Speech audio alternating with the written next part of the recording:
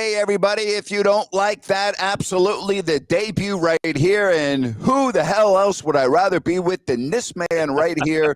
We can take off that fucking Raiders hat, Sean Salisbury, everything. It's better than a Red Sox hat, so I can say that. Sean, man, how are you, buddy? I'm doing great. Look how you start. I'm coming in kinder and gentler today on a Monday because the Raiders, my long life Raider fans, the team actually won a game. The Red Sox are out of the playoffs. You should be happy. Over here, you're bitching and whining over my Sox, and you're not even have to go to Fenway Park in the postseason, but your ass is coming to Houston if you're fortunate enough to get here. But I'm good, man. Raiders got to win. So a cigar and a little bit of single malts coming up after this show, brother. So, yeah, I'm in, man. Let's go. You're a piece of work. It's so great to be able to do this. Sean and I are going to be on Monday and Fridays, so we'll get you ready for the football weekend. We'll wrap it up all on Monday. In a couple of minutes, we'll talk about tonight's game, which starts in a little bit with the Niners pretty much on a must-win against the Rams. All right, I want to start most recent. Think about what the Kansas City Chiefs did to that Buccaneers defense. Think about that for a minute, all right? Think about what we just saw last night with Patrick Mahomes putting on a freaking offensive clinic, Sean. Yeah, the league starts, it's a quarterback league. We know that. And remember some of the shows you see on national TV, Grant, after the opening, nobody's afraid of Patrick Mahomes. I heard that from one of the national guys. I can't even remember who it was. Said, they're not afraid. You don't game plan for Mahomes anymore. Your ass. That's what great quarterback and great coaching does. I've always said, great quarterbacks can overcome average coaching. When you got great coaching and a great quarterback, you win championships, and you've been to 4 straight AFC title games. That Tampa Bay defense has been the clear strength of the team this year. Now, Brady got some guys back and was throwing it all over the place last night. But listen, now it looks, Grant, when you watch Tampa's defense, like in baseball, pitching wins championships, right? That's what they tell me. Unless, of course, you miss a pitch and you got a team that can mash and they hit 3 2-run homers and you lose. Last night, Mahomes, Andy Reid had an answer. And you know what I friggin' love about Andy Reid?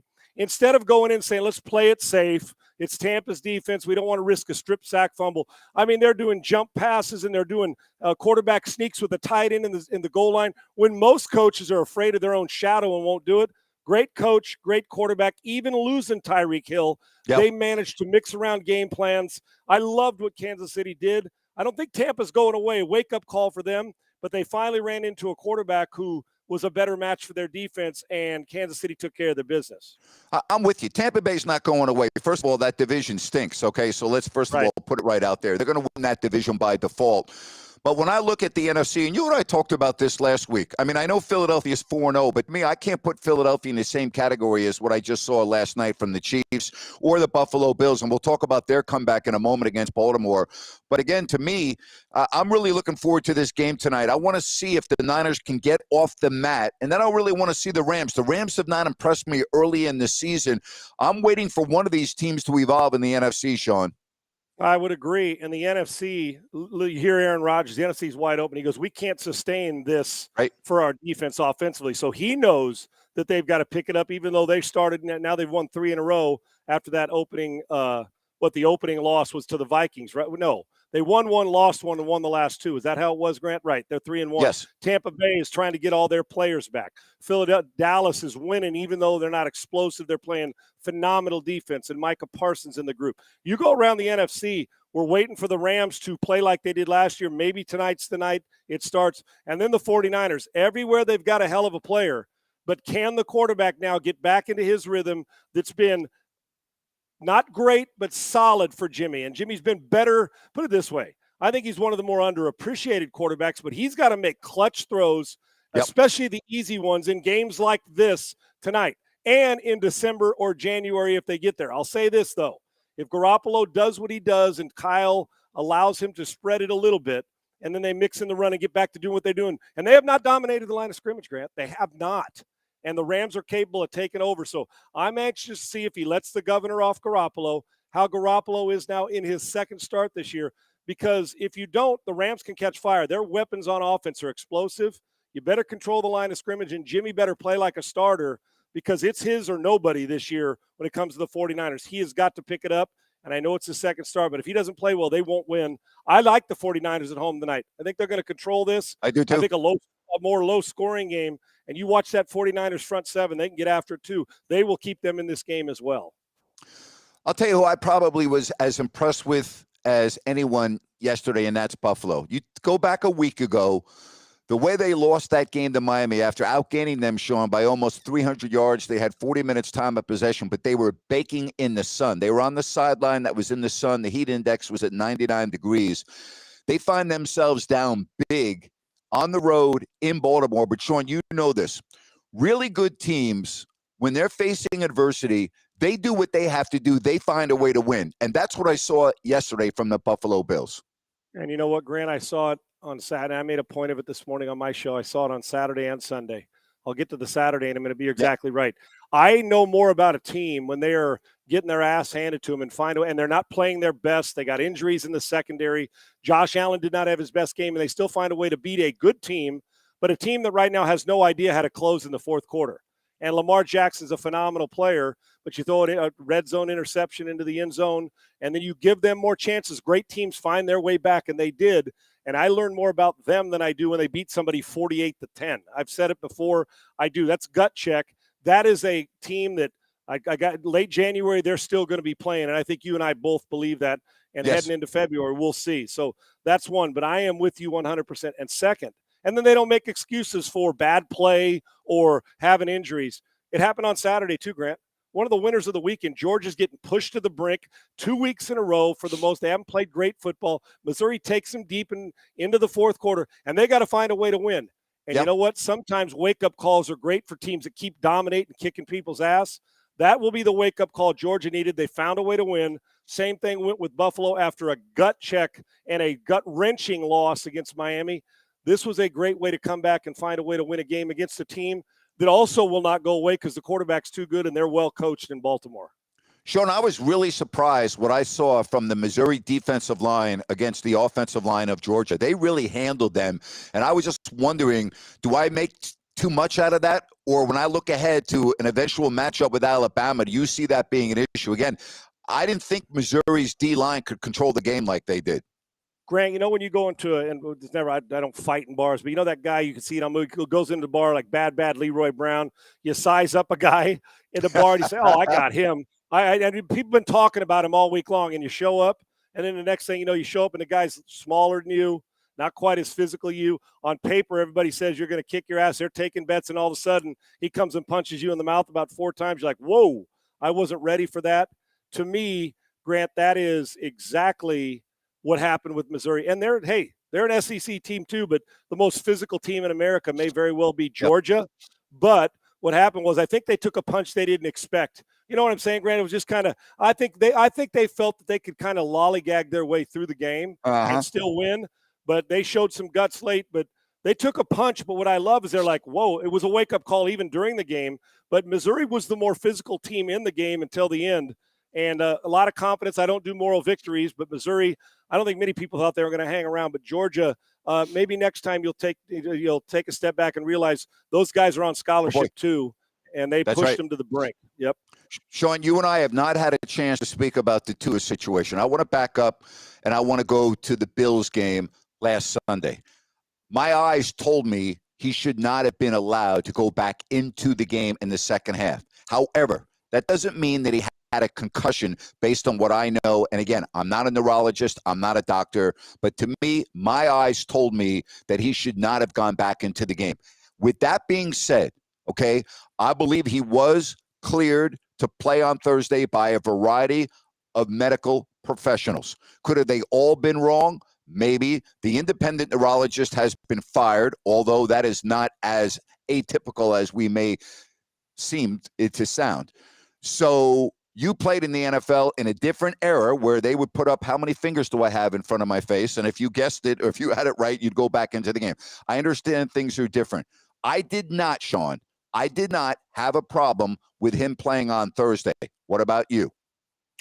I'm with you. And when people try to compare eras, we lied all the time, Grant, about as players back then, because it was, hey, how do you feel? Here's the smell and salts. You didn't want to leave your glove on the mound. You wanted to go back in if you had a chance to play. So the eras have changed, the technology, the safety protocols, all of it's changed. So we can't even compare in the 80s and 90s to now. But I'm with you. Now, listen, I'm with the eye test on Sunday said That doesn't look like a back to me. That looks like a guy who's scrambling around trying to find his wits about him. But I, like you, from a distance, seeing it on TV, it looked bad. The optics were awful. But we don't judge players by the optics. We judge them by the independent guy who takes them into the locker room and goes through all the protocol. And they decided it was okay to play. And when people are mad at Mike McDaniel, here's what a coach does during a game. He's so focused and he's calling plays as well as the head coach that he's waiting for the guys to come up and say, okay, what's going on with Tua? Well, he's back out of the locker room, missed some plays. Is he good to go? Yep, he's good to go. You sure? He's been cleared. Yes, he's been cleared. Well, of course you're going to put your best player in. You're playing the Buffalo Bills. The coach doesn't sit there and say, you clear him. Those days are over. This is independent. So you're waiting for somebody to give you clearance because the other side's true. If you don't put him in and the doctors say he was cleared and it comes out, Grant, that they say, well, he was cleared to play and they get beat by Buffalo. You know what everybody's saying? Well, why the hell didn't McDaniel put his star who's having an MVP season back in?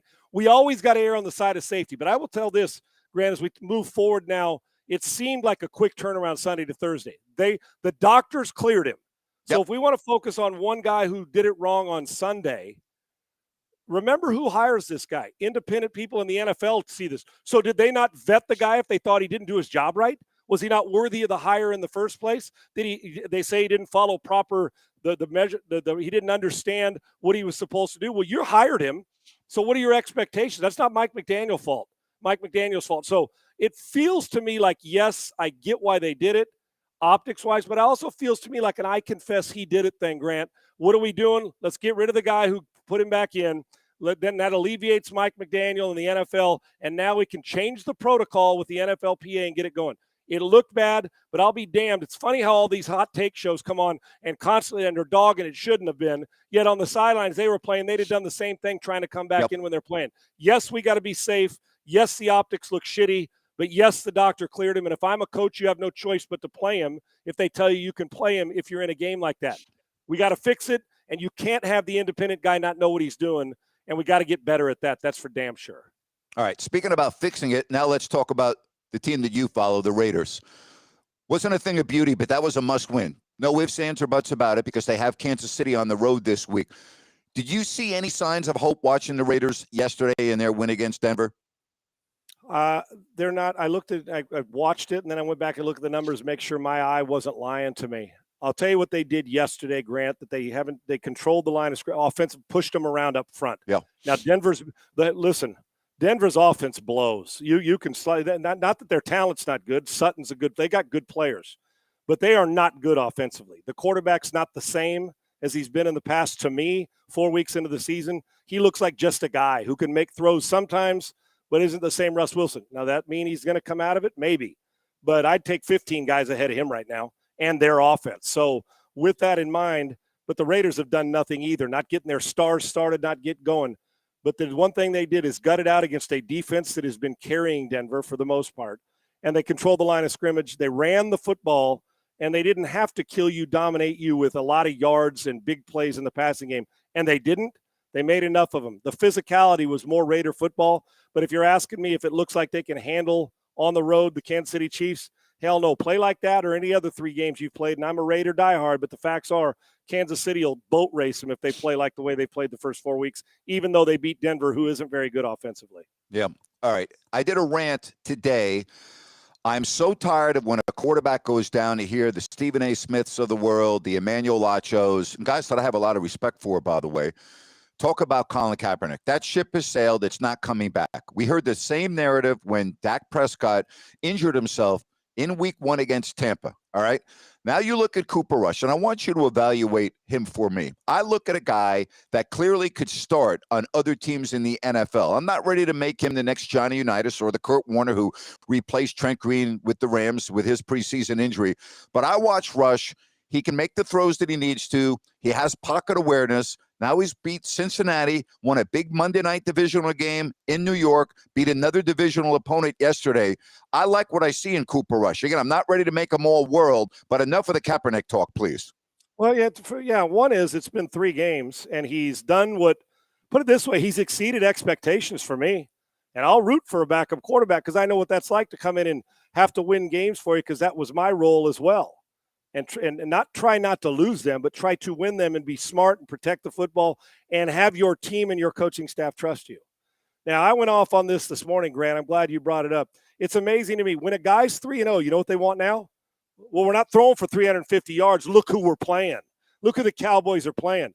As if Cooper Rush and them get to set the schedule. Now, they got Philadelphia and the Rams coming up, and he's going to have to play really good football, but he's doing a couple things, protecting it, making good decisions, not putting the offense in a short their defense in a short field bind, and their defense is keeping them going. Right, you're going to have to play better to beat Philly or the Rams, but when you don't turn it over and you're efficient, good things happen. 220 yards, a pretty high percentage completion rate, 2 touchdowns, no interceptions.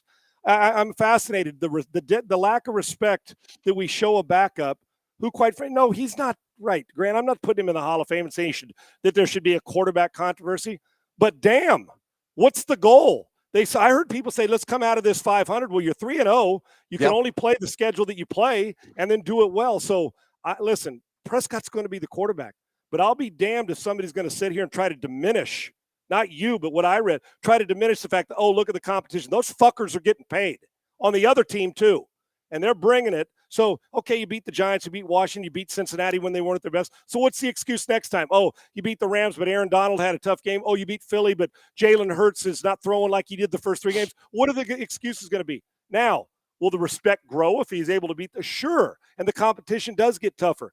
But if you would have told me that he would be 3-0 and putting him in this position, even with the teams they were playing, I would have said, I'll take it all day long. Yep. And they were trying, there was talk to get another quarterback at the time. Grant, this is why you get guys like this because those 3 wins may be the difference in whether the Cowboys make the playoffs or not. All respect to Cooper Rush. At least the Cowboys are now in position to play efficient football without their starting quarterback.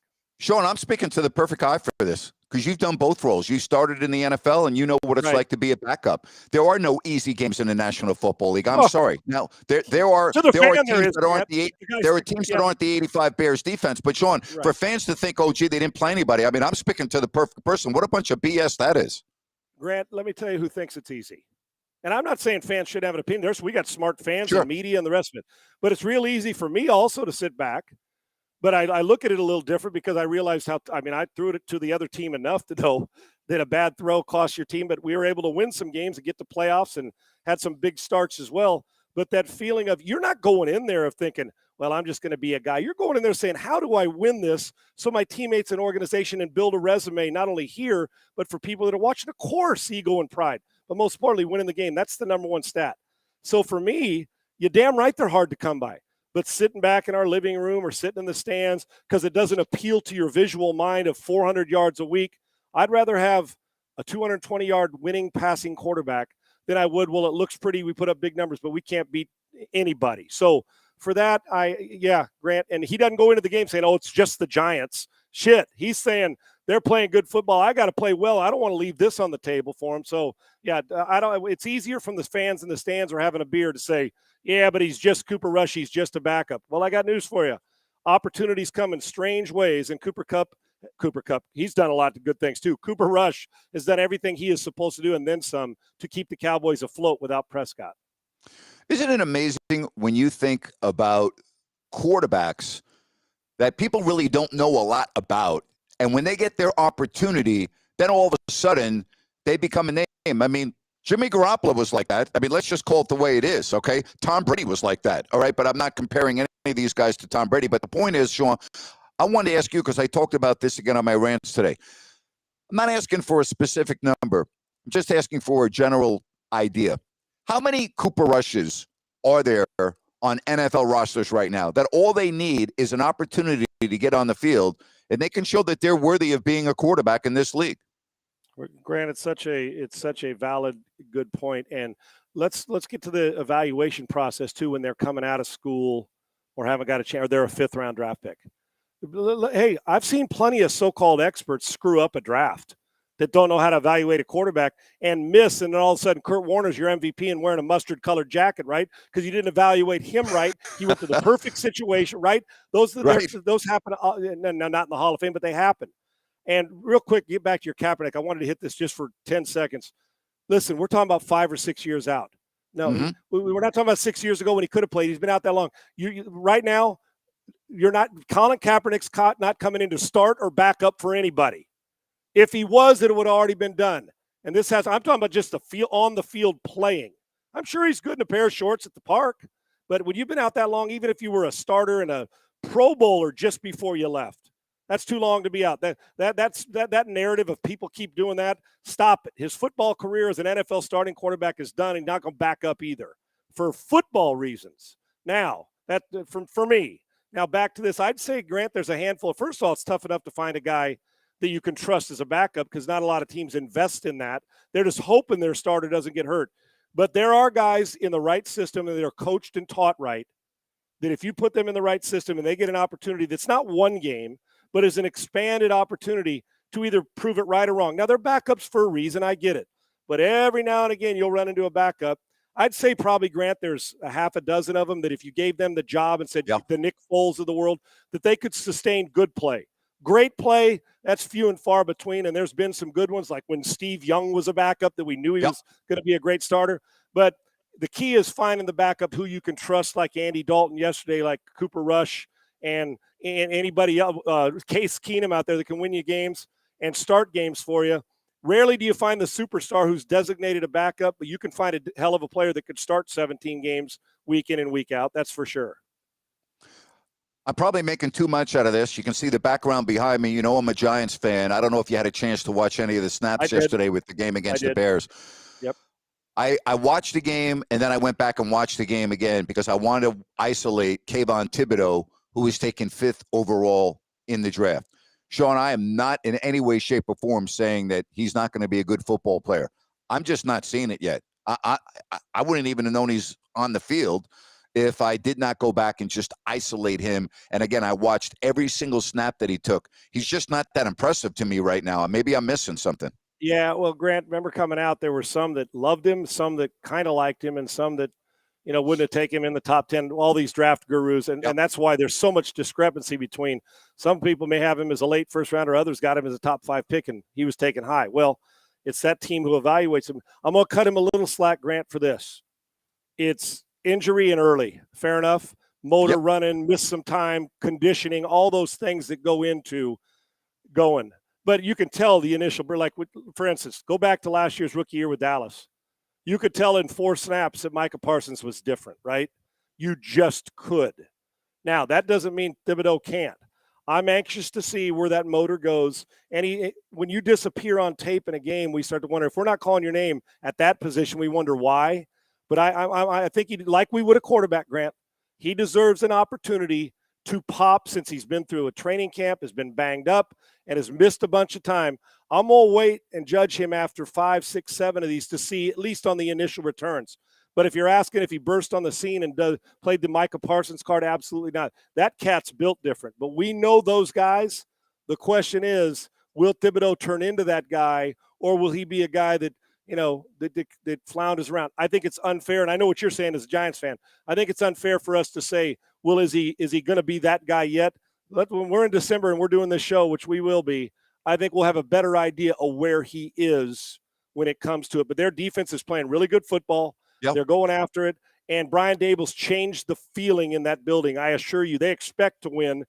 At 3-1, I'm pretty damn proud of their start this year, even though – and Barkley looks like a whole different player.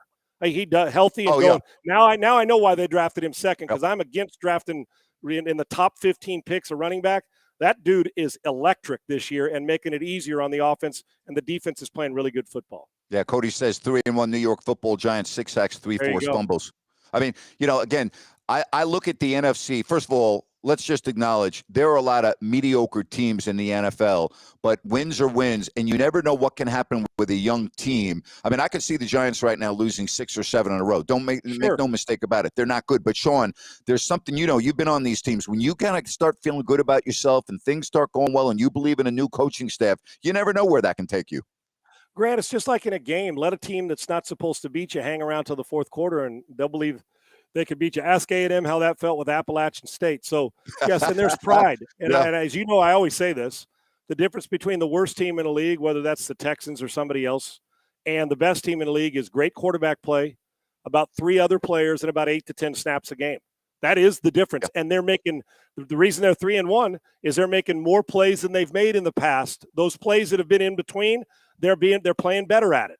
Look at Philadelphia. They're playing great football. Why? Quarterback, explosive talent. They're getting after the quarterback, and they're protecting the football for the most part, and they got an undefeated record. So they're hard to come by. But listen, we always bitch and complain when we're not winning pretty.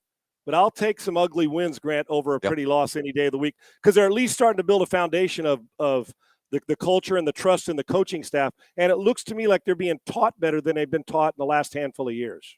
Sean, a couple of things before we say goodbye. And by the way, Sean's going to be joining me on Mondays and Fridays right here on these platforms, and can't wait, because we'll wrap up the football weekend on Monday. We'll look ahead to it on Friday.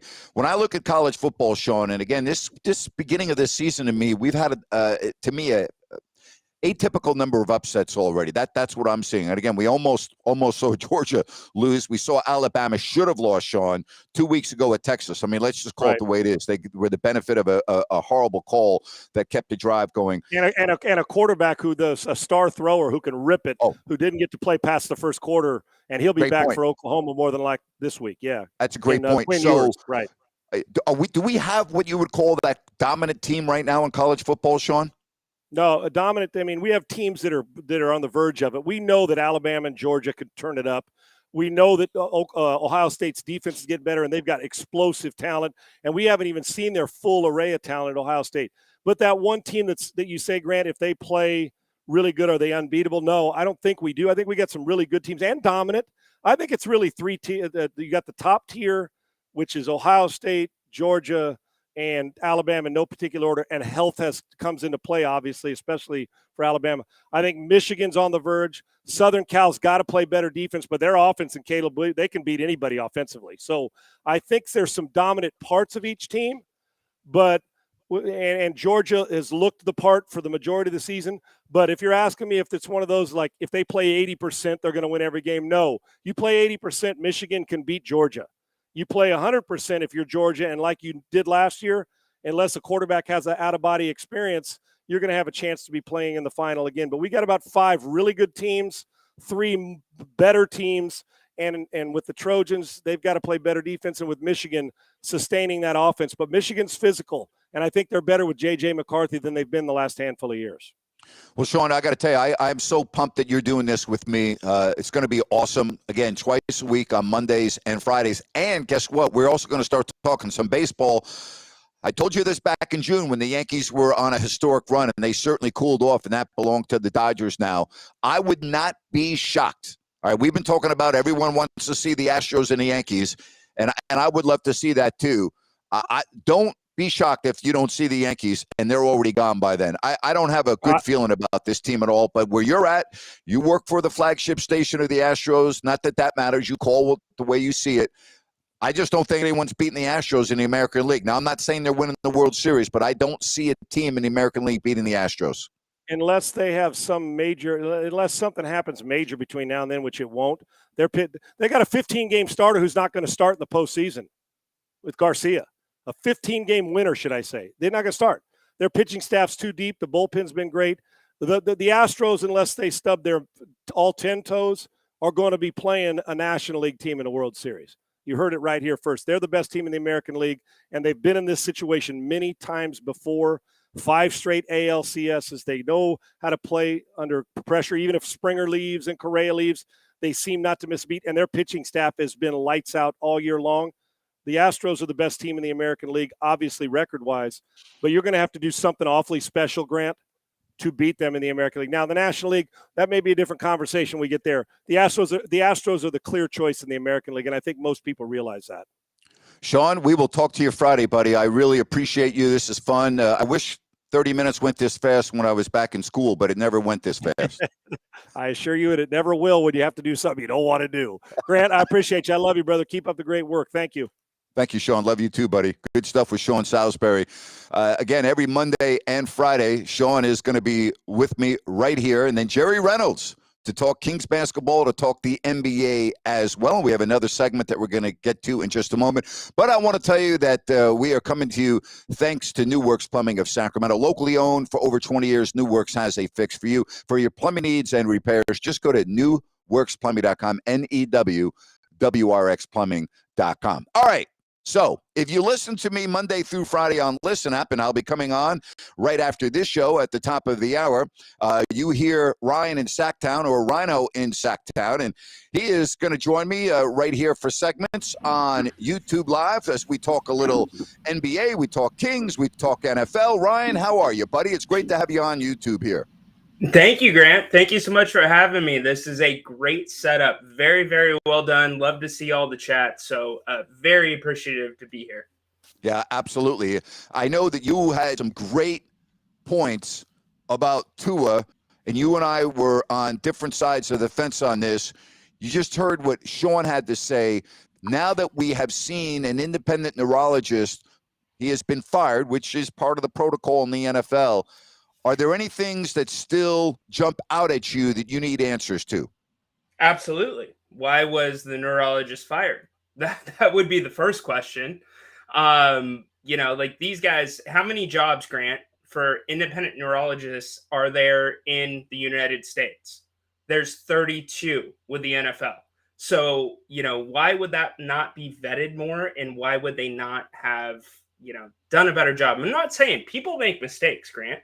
I make mistakes, you make mistakes. Sure. But that being said, that's rare. I mean, this just seems to be kind of snowballing. And correct me if you think you feel differently on that. It is snowballing. I think the best part about this right now, Ryan, is that what we saw last Sunday with a player that was wobbling after their helmet hit the turf, that now will prevent a player from going back onto the field, Ryan, regardless of what the medical diagnosis on the sideline is. So I think that's a positive. I think that's good, because then that takes, I would think, any shadow of the doubt out of that situation. So if they had that protocol in place already, Tua would not have been back on the field based on what we saw. So to me, that already is a positive, Ryan. Yeah, no, I agree with you, Grant. That's totally a positive. But at the same time, the fact that the NFL is already looking at changing protocols mid-season. When was the last time the NFL changed a protocol mid-season? It's been a while. I can't remember it, Ryan. It has been a while. All right, something else I want to talk to you about. Tonight, the Kings play their first preseason game. They're down in L.A. I did the NBA for 32 years. I don't put anything in the preseason, but, it's a new coaching staff. You've got Kevin Huerter. You got some other new players. You got Malik Monk. You got others. You, looking at it from your perspective, differently from me, what are some of the things that you want to see in preseason from the Kings? Leadership. I want to see who's going to be the leader of that team. De'Aaron's been there we're going into the 6th year at this point. Yep. I want to see who is going to be the leader straight out. And you're not going to see that, Grant. You know this. You talk about sample size and, you like to see 24 games, 25 games before you make a judgment in the NBA. But it's going to be very apparent. And Summer League, you cannot compare to the preseason because you are playing against better players. Yep. That being said, I want to see how Keegan comes up and how he plays and see who is really directing things on the floor. I want to see them talking. I want to see a cohesive unit, because that's been the biggest problem for Sacramento. We have not had a cohesive unit in the last 16 years. Well, and the question on the screen, who will start at the 3? Again, I've always said this. I think we make too big of a deal of who starts. I've always been more concerned with who's going to be on the floor at the end of games. But as we talk right now, what do you think? What do you think the answer to that question is? Who will start at the 3?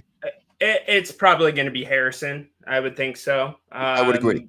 Yeah, I think it's Harrison. Keegan can play the 4. That's kind of his natural position. Yep. But he's a stretch 4.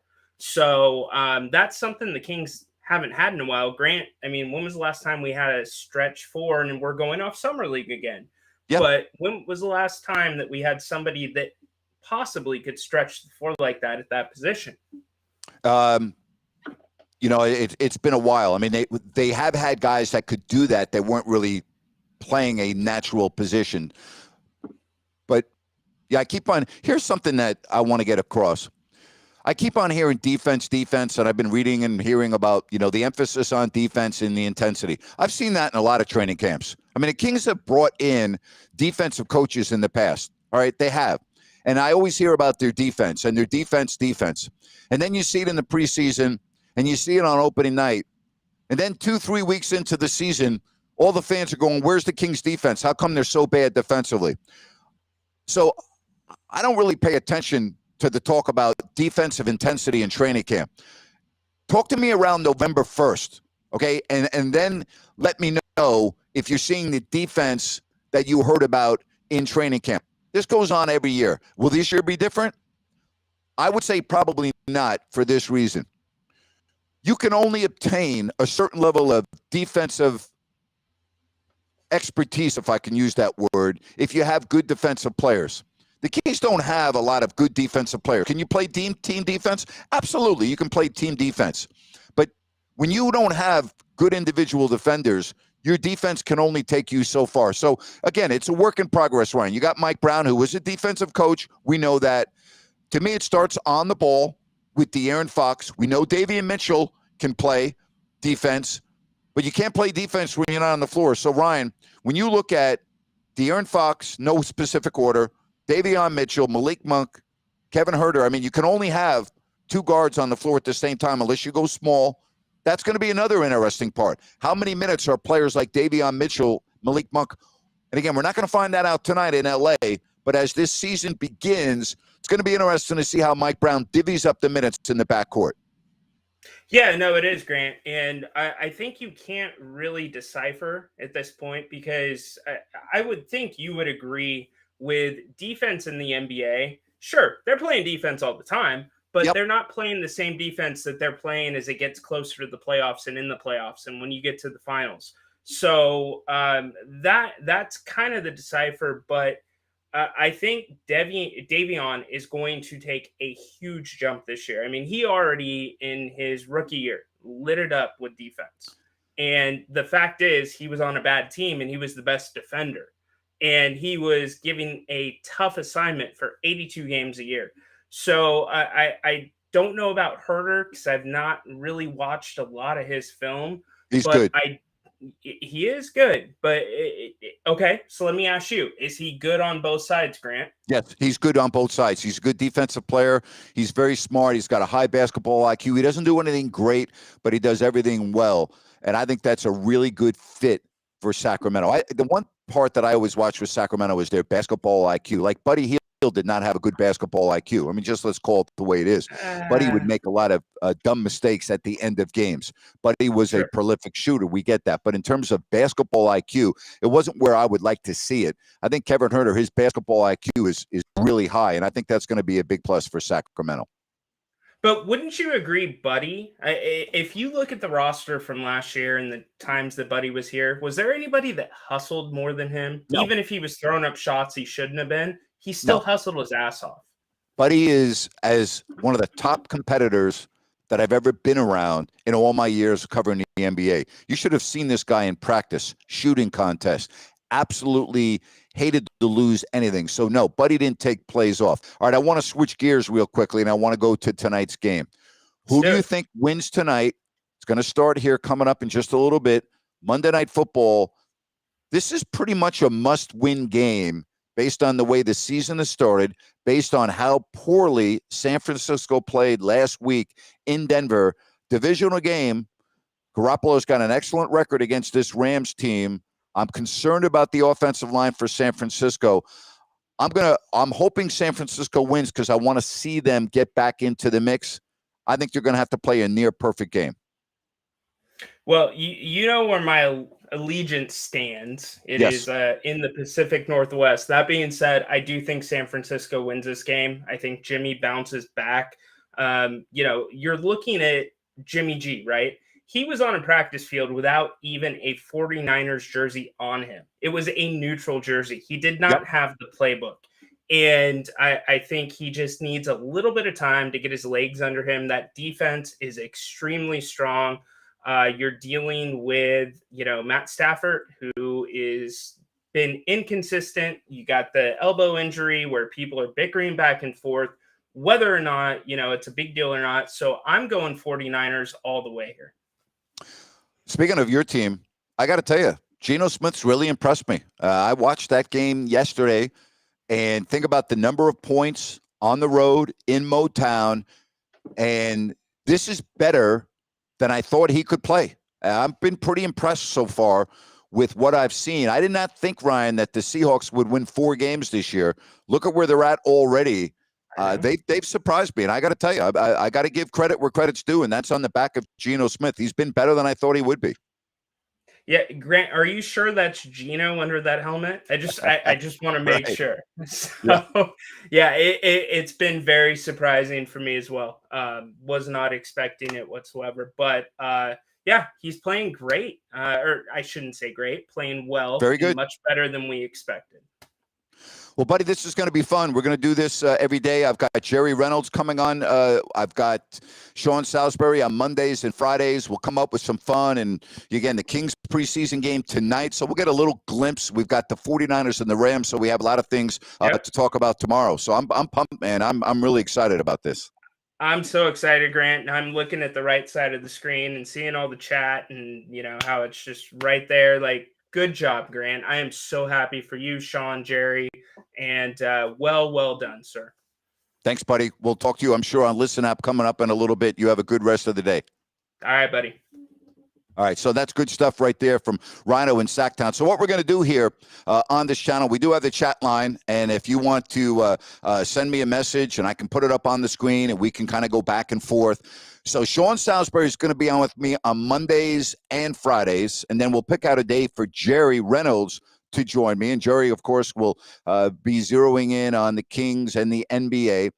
We've got your chat availability, so you can send me a message. I can put it up on the screen, and we'll be good to go with all of that. So I'm really excited. I want to kick this off, get the ball rolling here. And if you have any ideas, hit me up on social media. All right. Reach out to me.